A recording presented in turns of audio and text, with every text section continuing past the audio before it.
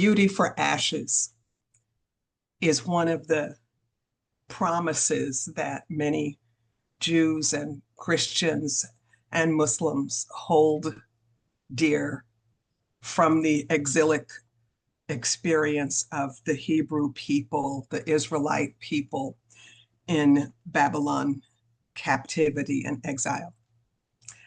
I wanted to lift that story this evening because in so many ways, many people in the US feel like they are in exile. And I want to offer this. Walter Brueggemann is an amazing theologian who wrote a book titled Cadences of Home, Preaching Among Exiles. And while Brueggemann was specifically writing to Christians in the US, I want to expand what he wrote and offer it to an understanding of people who seek justice and people whose hearts are warmed by the notion and the practice of democracy.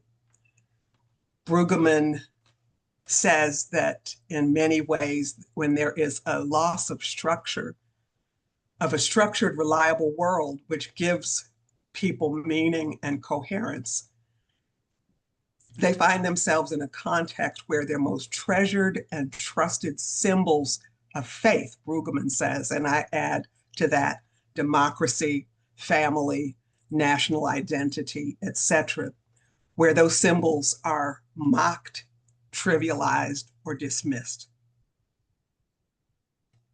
And I know so many people in these times may feel that way. Brueggemann writes 6 things that he thinks are important for exiles to think on, to reflect on in this kind of experience. I lift this up because in so many ways throughout my life growing up in the US as a Black person, as a female person, and as a gay person, I have felt very much the exile. I have felt that structures and symbols that were offered somehow did not apply to me. They were for everyone but me. And so I grew up with this strong sense of the trivialization of the symbols, that they were lifted up, they were offered, but somehow there was some special code that says, but not for you. And so it's a really surreal experience in a lot of ways for me as I am hearing more and more Americans express the kinds of feelings I've had all of my life. The good news in that is it gives me a sense of hope. And I'll say more at the end about why it gives me a sense of hope. But here are 6 things Brueggemann talks about regarding the exile experience. He said, exiles must grieve their loss and express their resentful sadness that what was, or at least what they thought was, is not now and may never be again. And the importance of grieving the loss is one thing he offers. He also says that there's a sense of feeling like a motherless child, a rootlessness, and in that context, to connect with things that help you feel anchored and rooted and grounded is very, very important. He said, recognize that in the exilic experience, the greatest threat is despair. And despair can become pathological. We see so many increases in health crises that people are having, in domestic violence, and on and on and on because of despair, alcoholism, substance abuse, health crises, all of these kinds of things are on the rise, I believe, because of the power of despair that can come and overtake us, and in so many ways leave us with less access to what helps us be healthy. 4, he talks about in the exilic experience, there is this sense of God's absence.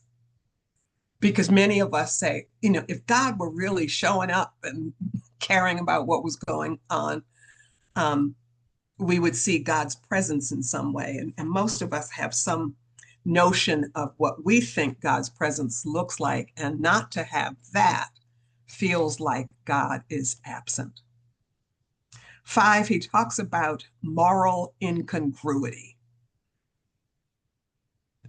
Moral incongruity is about this dynamic that many people of faith have, this narrative rather, that the divine is going to come and rescue us from the evil.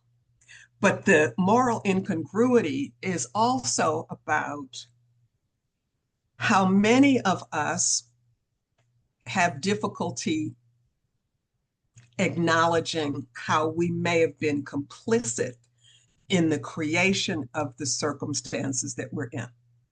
And so we want to be rescued, right? But then when things are not all kind of caca crazy, in a lot of ways, we may want God to take a back seat, or want spirit to take a back seat, and say, oh, we got this. But so there's this incongruity about our own agency and the agency of the divine, incongruity regarding our thinking of good and evil and what should happen to people who are brokers of evil, etc. There's a lot of incongruity that happens. And one of the last thing Brueggemann talks about is the tendency in the exilic experience to be preoccupied with oneself or one's narrow sense of community. This preoccupation, because that's one of the things that happens when we get really scared. We start focusing with this tunnel vision on ourselves from some basic instinct for survival. The challenge with that preoccupation with self is it makes it very difficult for us to reimagine, to think outside the box, to re-describe a larger reality than the one that we find ourselves in. So these are 6 things Brueggemann talks about. What is so important in all of these to me is that all of this stuff is really who most of us are, only it's on steroids when we're in times of crisis. If we tend to think about ourselves more than others when things are going along smoothly, when there is a time of ashes and exilic experiences, as many of us are experiencing now, we might think even more, circle the wagons and think even more about our own selves. The moral incongruity, if we tend to be someone who wants to blame somebody else for things, then we will do that even more. Again, it's on steroids. If we tend to be those who don't engage intimately with the divine on a regular basis, to be able to hear the still small voice, then in times like this, it can profoundly feel like God is absent. If we're individuals who may tend to go to despair, throw up our hands, get frustrated, go to anger if anger is a default pattern for you, perhaps learn from your family, that can become even more default pattern. And especially when you're in a context of people who are running around like, some of you are too young to know the expression, run around like a chicken with its head cut off.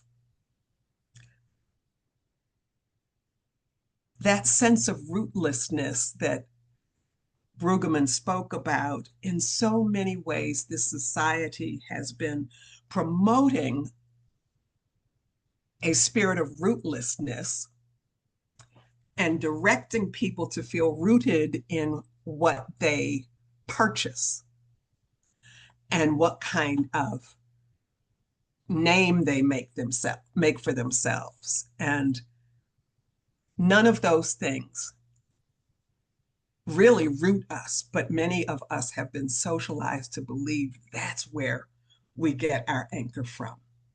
And in a season like this, rootlessness is something that is so prevalent. And I think about the movie that came out in the 1970s, Alex Haley, Roots, because it was a call to Black Americans who many felt very rootless in this country, and just to anchor people in their own roots. And the last things, I've been going reverse order of how I mentioned the things, how important it is to grieve. I'm grieving in some huge ways about many things that have been happening in my life that really began for me with the results of the election. And the depth of loss was so significant for me. And the sadness, knowing that what I had been holding aspirationally for this country was not going to happen anytime soon, maybe not in my lifetime. But grieving it is so important because this is a strong belief I have. I believe that the ancestors are with us and are encouraging us to hold fast, that indeed the ashes will be transformed to beauty. Again, I don't know if that's going to happen in my lifetime, but one thing I know, and that is I have the opportunity to participate in a communal experience of readying the beauty. I think about the first time I went to the big island in Hawaii, and I saw, as I stood on cooled lava, what had been lava, and I stood on the ashen ground, the black soil, and out from it began sprouting these incredible new signs of life. And then other places where the lava had not been recent, but had been there some 20 years or so prior. The size of the leaves was unlike anything I had ever seen. I stood next to a leaf of one tree. The leaf alone was the size of my height, 5'3". It was the ashes, that molten lava, rich with nitrogen and so many other incredible minerals that made possible a level of beauty that wasn't possible before. And so I believe that's where we are right now, that there's some lava that has already begun flowing. There's more to come.